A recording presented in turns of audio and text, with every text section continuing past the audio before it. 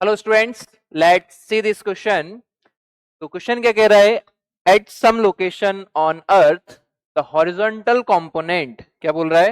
Horizontal component of earth magnetic field is this 18 into 10 की power -6 tesla. At this location, magnetic needle of length 0.12 and pole strength is suspended from its midpoint using thread. तो हमने क्या कहा है?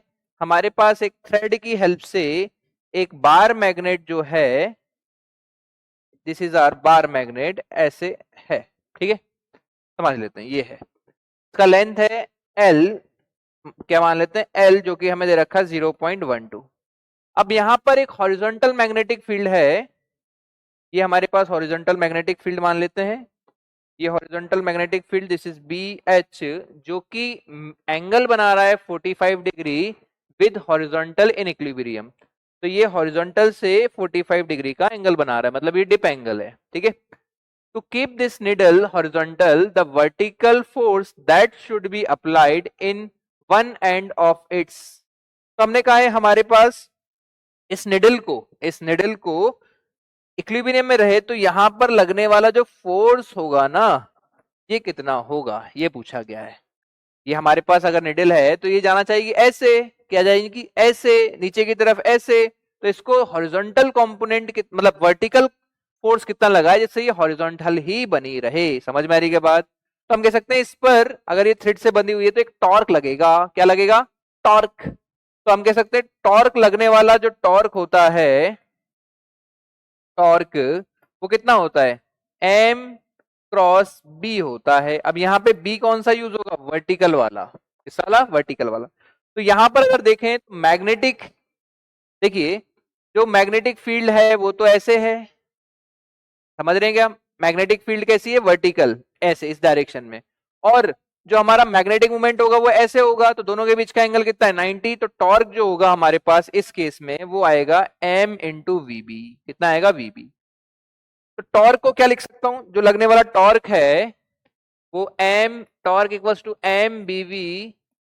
तो torque क्या होता है? R क्रॉस F होता है. R क्रॉस F ये हो जाएगा M इंटू BV. तो हमें पहले वर्टिकल मैग्नेटिक फील्ड निकालनी पड़ेगी. तो उसके लिए हमें डिप एंगल दे रखा है. डिप एंगल कितना है? 45. तो हमको पता है कि 10 थीटा जो होता है वो BV अपॉन BH होता है. तो यहां से अगर ये 45 है तो BV किसके बराबर? BH के बराबर. तो मैग्नेटिक फील्ड जो होगी BV, उसकी वैल्यू कितनी आएगी? 18 इंटू 10 की पावर -6. 18 इंटू 10 की पावर -6. चलिए, अब सारी चीज आ गई हमारे पास. अब ये R कितना होगा?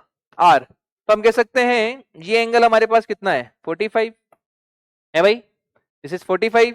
तो यहां पे फोर्स लग रहा है, तो ये डिस्टेंस कितनी होगी यहां से अगर देखा जाए तो L/2 होगी. देखिए ये थ्रेड से ऐसे बना हुआ, अब ये नीचे जा रहा है ऐसे, इस पे लग रहा है फोर्स ऐसे. कैसे? ऐसे.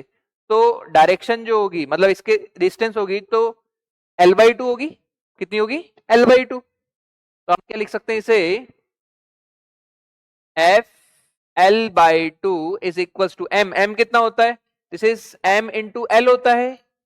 पोल strength into length multiply by magnetic field. तो यहां से फोर्स कितना आ जाएगा हमारे पास? 2M, L से L कैंसिल करें, BV.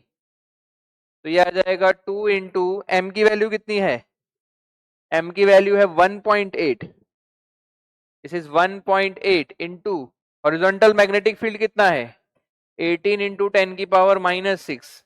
इसे जब सॉल्व करोगे तो ये अप्रोक्स आएगा 6.5 इंटू 10 की पावर -5 न्यूटन के बराबर. 6.5 इंटू 10 की पावर -5 न्यूटन. तो इतना वर्टिकल फोर्स लगाना पड़ेगा for equilibrium of the magnet. ठीक है, आंसर क्या होगा इसका? तो we can say option d जो है वो 6.5 इंटू 10 की power -5 newton is our correct answer. Thank you.